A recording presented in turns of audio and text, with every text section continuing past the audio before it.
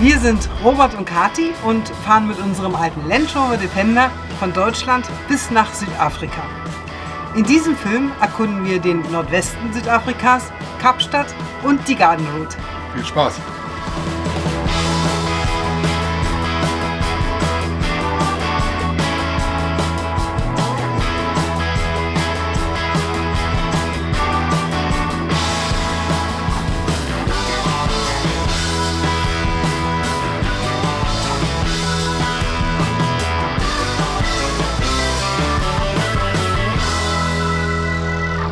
Willkommen in Südafrika.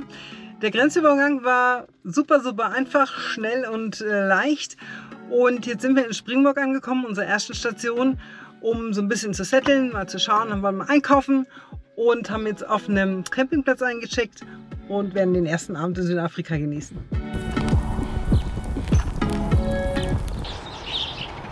An unserem ersten Morgen in Südafrika weckt uns richtig lautes Vogelgezwitscher. Es sind Webervögel. Bei den Webervögeln sind es die knallgelben Männchen, welche die kunstvollen Nester bauen, um den Weibchen zu imponieren. Ist das Weibchen zufrieden, zieht es ein. Wenn nicht, zerstört es das Nest aber gern auch noch einmal. Wir kommen aus Namibia und so starten wir unsere Tour im Nordwesten Südafrikas und fahren als erstes wieder an die Atlantikküste. Namakwa Nationalpark liegt direkt im Nordwesten Südafrikas an der Küste und ist ungefähr so 2 Stunden Fahrt direkt an der Küstenregion lang. Und da fahren wir jetzt rein. Aber first thing first, die Luft muss runter. Schon auf unseren ersten Metern sehen wir einen Springbock und Vogelstrauß. Aber bekannt ist der Park vor allem für seine Blumenpracht im Frühling. Wo sind jetzt die Blumen? Für die Blumen sind wir zu spät. Das ist August bis September. Jetzt haben wir Ende September, fast Oktober. Ich glaube, das haben wir verpasst. Verschlafen. Schade, aber die letzten Überbleibsel lassen uns erahnen, wie schön es ist, wenn hier alles blüht. Trotzdem sind wir vom Park total begeistert. Die Küstenlandschaft ist schier unglaublich und das Meer einfach unheimlich schön.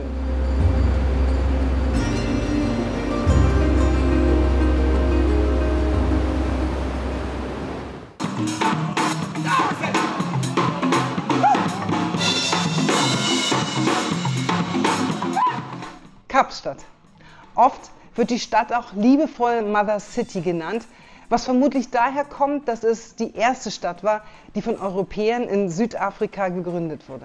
Damit gilt sie aber auch als Geburtsort der Kolonialgeschichte des Landes. Kapstadt ist ein echtes Mosaik an Kulturen. Afrikanische, asiatische und europäische Einflüsse treffen hier alle aufeinander und machen sie zu einer unheimlich bunten Stadt.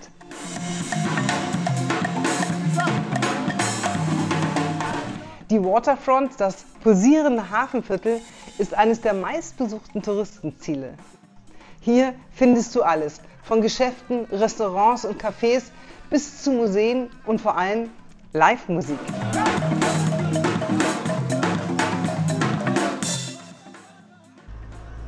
Das Bo-Kaap-Viertel ist berühmt für seine farbenfrohen Häuser. Rosa, Türkis, Gelb, Grün, Blau. Es gibt 2 Legenden, die erzählen, warum die Häuser so bunt sind. Die erste besagt, dass die Bewohner, die früher Sklaven waren, endlich ihre Häuser besitzen durften und so ihre gewonnene Freiheit demonstriert haben. Die zweite Legende besagt, dass die Bewohner einfach die günstigsten Farben gekauft haben und diese eben bunt waren.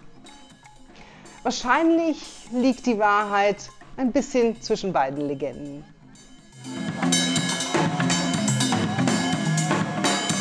Ganz klar, ein Besuch auf dem Tafelberg ist auch für uns ein Muss. Er ist das Wahrzeichen Kapstadts und eines der 7 Naturwunder der Welt. Die flache, breite Bergspitze hat eine Länge von rund 3 Kilometern und bietet einen atemberaubenden Ausblick auf die Stadt und das Meer. Oft ist es gar nicht so einfach, auf den Berg zu kommen, da dicke Wolken über den Tafelberg fließen, was aussieht, als läge ein riesiges weißes Tuch über dem Berg. Ein absolut magischer Anblick, aber kein guter Moment, den Berg zu besuchen.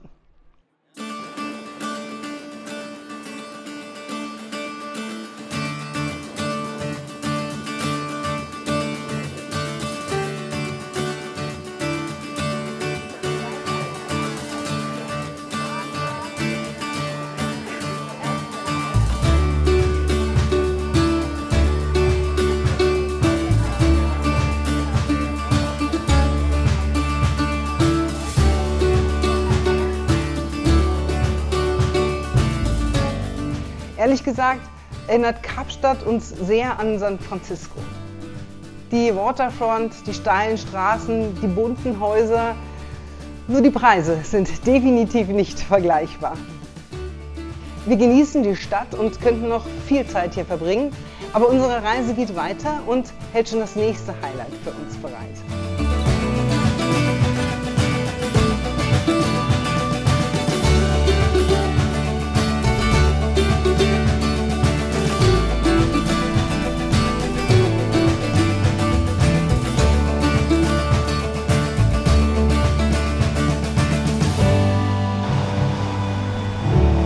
Das erste Mal in unserem Leben sehen wir afrikanische Pinguine. Einfach so, am Strand. Ein total verrücktes Gefühl. Vor allem, wenn man bedenkt, dass sie normalerweise auf offener See leben und nur zum Brüten oder zum Wechsel des Federkleides an die Küste kommen. Die Kolonie hier in Boulders Beach entstand 1892, als sich gerade einmal 2 Pärchen hier niedergelassen haben. Heute sind es weit mehr als 1000 Pinguine, die hier regelmäßig zum Brüten kommen.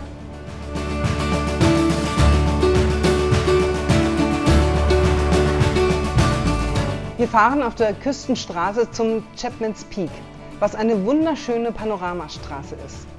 Stellenweise ist sie so tief in die Bergseiten eingehauen, wie wir es sonst nur vom Gardasee kennen.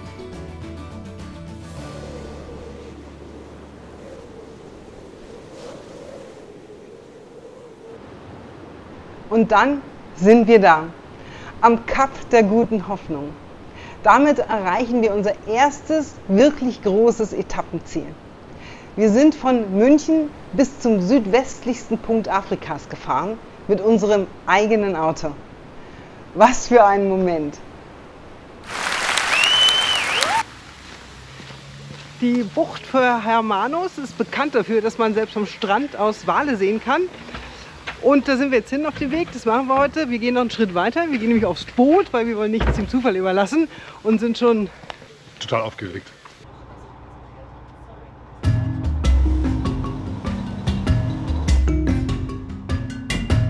Wir erleben ein fast unglaubliches Naturspiel auf offener See. Nennen wir es mal Ozeanliebe zweier Glattwale. Glattwale haben diese großen Kopfwarzen, die einzigartig sind für jedes Tier und an denen man sie daher gut erkennen kann. Anders als viele andere Wale haben Glattwale keine Rückenflosse, was ihnen diese glatte Rückenlinie gibt. Woran du ihn aber sofort erkennen kannst, ist seine Fontäne, denn die ist zweistrahlig und V-förmig. Wir genießen diese unwahrscheinliche Langsamkeit und Ruhe, die diese Tiere ausstrahlen. Allerdings schlägt auch hier der Klimawandel zu. Waren es in der letzten Saison noch ungefähr 150 Tiere in der Bucht, sind es in diesem Jahr nur noch um die 20, da ihnen das Wasser zu warm wird. Hermanus bezaubert uns aber nicht nur wegen der Wale, sondern vor allem auch mit seinen wunderschönen Buchten und super schön gelegenen Restaurants. Und die lassen wir uns nicht entgehen.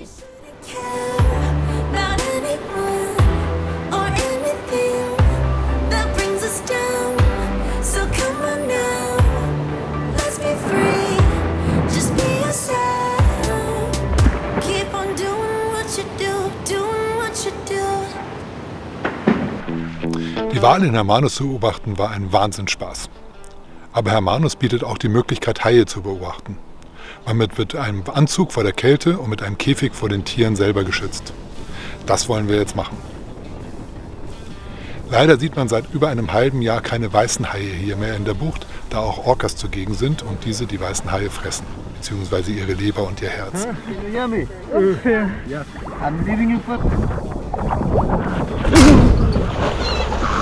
Aber wir sehen Kupferhaie. Diese sind ein Teil der Familie der Requiemhaie, also auch Menschenhaie, durchaus für den Menschen gefährlich, wobei das relativ zu sehen ist. Haiangriffe, die für den Menschen tödlich enden, sind extrem selten. Und es gibt insgesamt nur 1 bis 2 nicht vollkommen bestätigte Todesfälle durch Kupferhaie bei Menschen. Diese Tiere werden bis zu 3 Meter lang, sind exzellente Schwimmer und jagen auch in Gruppen, was relativ selten bei Haien ist.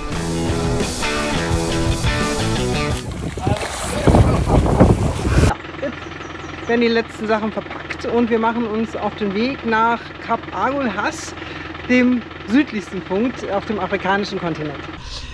Das Kap Agulhas. Wir sind am südlichsten Punkt des ganzen Kontinents Afrikas. Wie fühlt es sich an?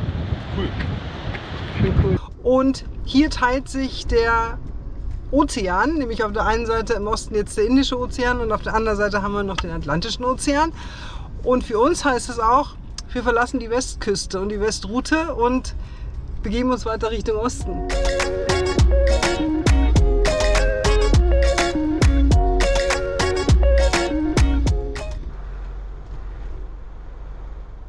Mossel Bay ist der Startpunkt der Garden Route, jedenfalls wenn man von Kapstadt kommt.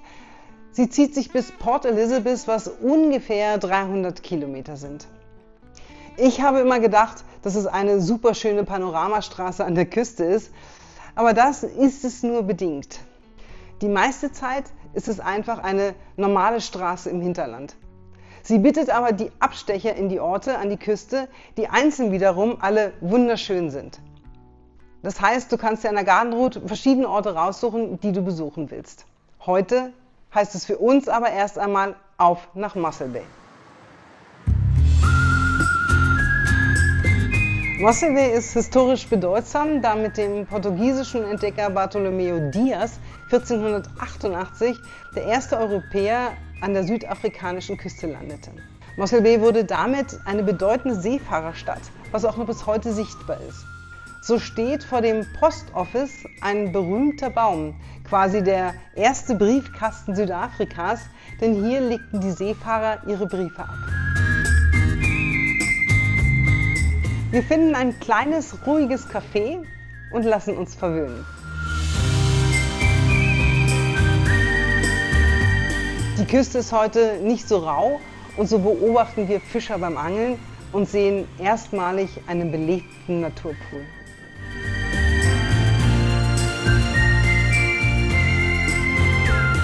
Unseren zweiten Stopp legen wir in Knysna ein.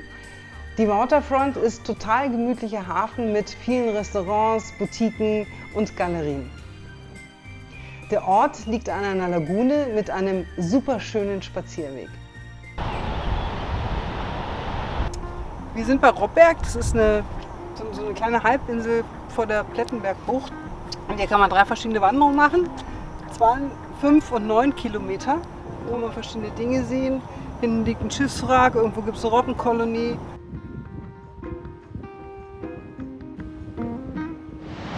Das ist so super schön hier. Solltet ihr jemals auf der Garden Route sein, gönnt euch einen Nachmittag auf Robberg. Das ist einfach Wahnsinn.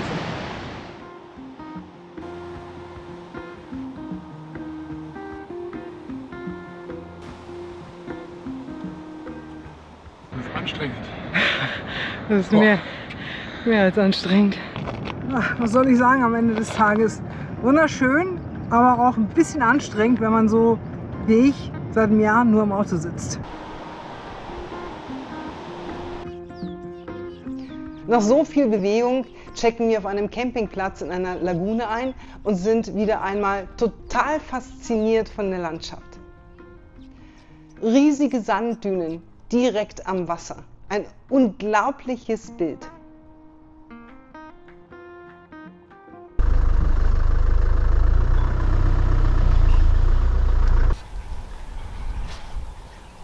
Wir sind im Pumba Private Game Reserve. Das ist so 50 Kilometer nochmal hinter Elizabethtown, also am Ende der Garden Route.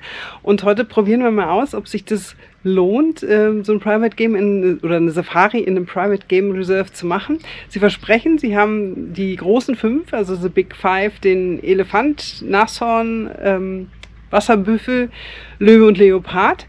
Und ja, jetzt sind wir mal gespannt, ob sich das lohnt und vor allen Dingen, ob wir the Big 5 zu sehen kriegen. Wir sind ein bisschen zeitig und bekommen Kaffee angeboten und plötzlich beginnt unsere Safari früher als gedacht. Eine Kap-Braunschlange hat es bis auf die Tür geschafft. Sie kann bis zu 1,50 Meter lang werden und ist leicht giftig. Für Menschen aber ungefährlich. Zum ersten Mal auf unserer Reise lassen wir unser Auto stehen und begeben uns auf eine geführte Safari. Glücklicherweise in einem Land Rover.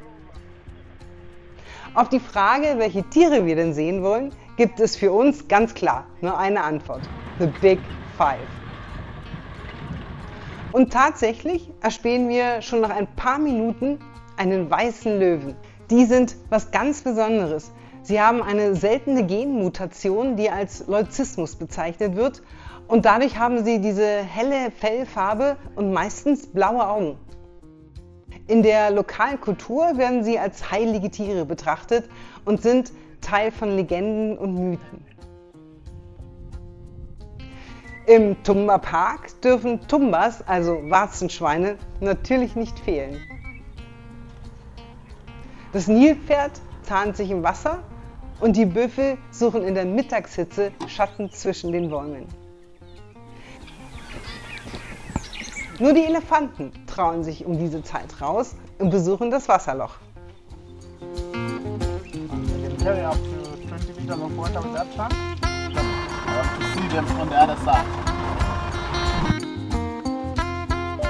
Kudus und Zebras stehen am Wegesrand und runden unsere Tiersichtungen ab. So, wir sind zurück und haben eine super schöne Zeit gehabt. Wir waren statt 2, glaube ich, 3 Stunden unterwegs. Wir hatten das Glück, allein auf dem Auto zu sein. Und dadurch haben wir unheimlich viel über die Tiere erfahren, die wir gesehen haben. Und also rundum eine richtig gelungene Veranstaltung ist das gewesen. Was ich ein bisschen schade finde, ist, dass man diese Daytrips nur quasi zwischen 10 und 12 oder 1 machen kann. Was einfach dazu führt, dass die Tiere nicht so aktiv sind, sondern wie in den Morgen- und den Abendstunden. Aber diese Morgens- und Abendsafaris gibt es nur, wenn man hier im Reserve übernachtet. Und das allerdings kostet 600 € und ist dann schon ganz schön teuer. Allein der Tagtrip, also den wir gemacht haben, diese 3-4 Stunden, inklusive Mittagessen, was man anschließend noch kriegt, sind 80 € und das finde ich durchaus okay. Und lohnt sich das jetzt? Wenn man Kapstadt und die Garden Route macht und nicht vorhat, nach Krugerpark zu fahren, dann auf jeden Fall.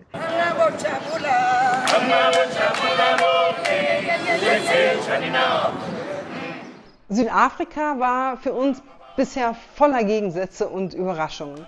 Und irgendwie fühlt es sich manchmal wie eine vertraute Version von Kalifornien an, nur mit einem einzigartigen südafrikanischen Touch. Preislich nicht zu vergleichen, obwohl auch hier die Luxusangebote gern einmal richtig ins Geld gehen. Der erste Teil unserer Reise durch Südafrika endet hier. Und wir freuen uns schon auf den Osten des Landes mit Lesotho, Eswatini und dem Kruger Nationalpark. Also bleibt dabei, denn es bleibt spannend.